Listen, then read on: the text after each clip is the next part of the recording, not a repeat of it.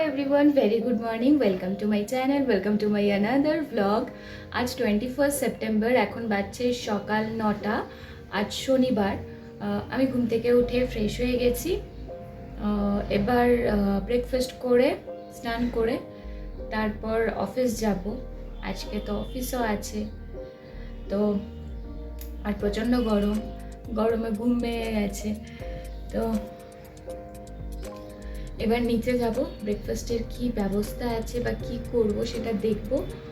আর তার আগে অফিসের জন্য রেডি হওয়ার জন্য যা যা লাগবে সেগুলো রেডি করে নিই। মা লাগিয়ে রেখেছে বোধহয়।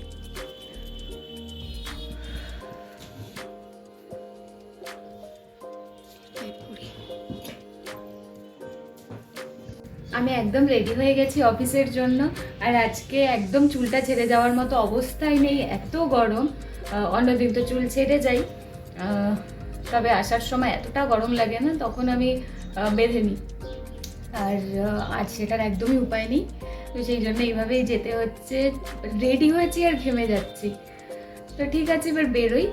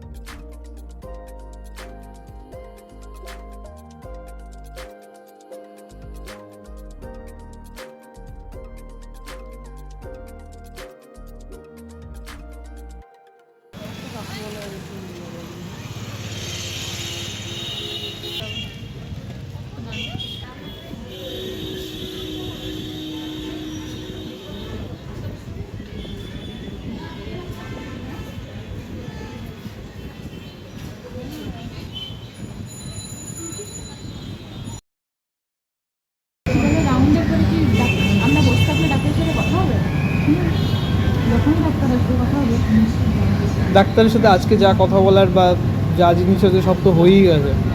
আজকে আর অ্যাডিশনালি তো কিছু ইনফরমেশন দেবে না, আর জিজ্ঞাসা করার মতো কিছু নেই। 38 ঘন্টা ফলো আপে রাখবে, সেই ক্ষেত্রে কাল একবার জিজ্ঞেস করতে পারিস যে কেমন আছে, এখন কী স্টেজে আছে, ডিসচার্জ নিয়ে, ঠিক আছে, আর কতটুকু টাইম লাগবে।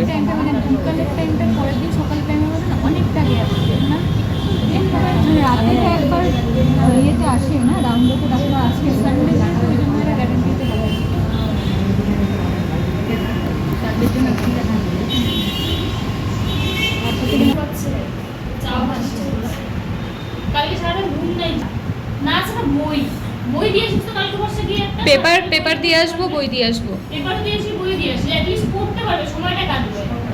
হ্যাঁ, ফোন তো অ্যালাউ করবে না। না না, এরকম শুয়ে শুয়ে পড়বে। তবে এটাও বলতেছে আমি না বসে বসে অনেকক্ষণ দোকানের ওই প্যাকেট গুলো করছি। ওই জীবন কি যে ভাতটার ব্যথা করছে, আমি বললাম টেবিলে বসে থেকে না, শুয়ে শুয়ে যদি না পেপার পড়ে বা বই পড়ে তাহলে তো অসুবিধা নেই। লাইটটা কাটবে, এত পেছনে শুয়ে কি করবে?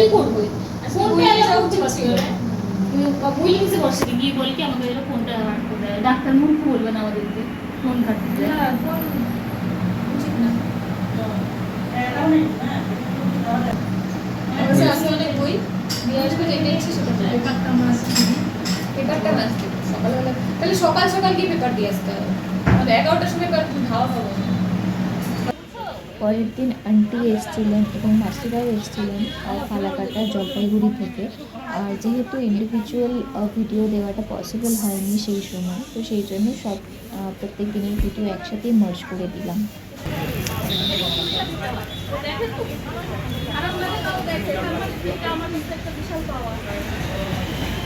আমি এসেছি শিলিগুড়িতে ফালাকাটা থেকে তো এসটি খুবই খারাপ যে আজকে মিষ্টু বর্ষার বাবা অসুস্থ, নার্সিংহোমে ভর্তি।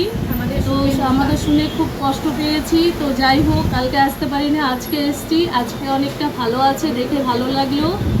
তো আমরা এখন সবাই মিলে এসছি, আমার বোনরাও এসছে জলপাইগুড়ি থেকে, সবাই নার্সিংহোম থেকে এলাম। ডাক্তারের সাথে কথা হলো, তো ডাক্তার বলল বাবাকে কালকে ডিসচার্জ করার সম্ভাবনা আছে। তো তবুও টেনশন হচ্ছে, এখন অবধি তো অবজারভেশনই আছে। আর আজকে মানুষরা অ্যারেঞ্জ করে দিয়েছে, যেটা আমি অনেকদিন নিয়ে করবো ভাবছি, কিন্তু আর হয়ে উঠছে না। বাবার সাথেও আলোচনা করেছিলাম, আমাদের বাড়িতে আমরা যেহেতু জিওর নেট ইউজ করি, তো সেই জন্য শেষ হয়ে যায় একটা কোটা অবধি তো আমরা ইউজ করতে পারি, তার উপর পারি না। তো সেই জন্য আজকে ওয়াইফাই বসানো হয়েছে। তো দাদারা এসছে, জিও ফাইবার না, এয়ার ফাইবার, এয়ার ফাইবার এইভাবে বলে না, আস্তে দাদারা এসছে। তো কাজ চলছে এখন অবধি। যেহেতু আমার ব্লগ আপলোড করতেও প্রবলেম হয়, আর নেট শেষ হয়ে যায়, রোজ রোজ একই প্রবলেম ফেস করতে হয়। তো সেই জন্য সবারই প্রবলেম হয়ে যাবে, বেশি সমস্যা কি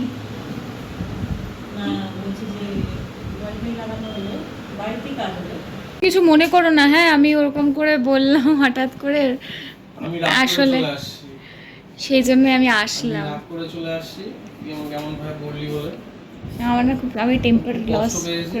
ফেলছি, হঠাৎ করে মাথা গরম হয়ে যাচ্ছে আমি আমার। এরকম গেঞ্জি পরে বসে আছি। কিচ্ছু হবে না। তো তুমি কিছু মনে করনি তো? না, মনে করলে কি করবি তুই এখন বল? মনে করলে কিছুই করবো না। তাহলে আবার কি?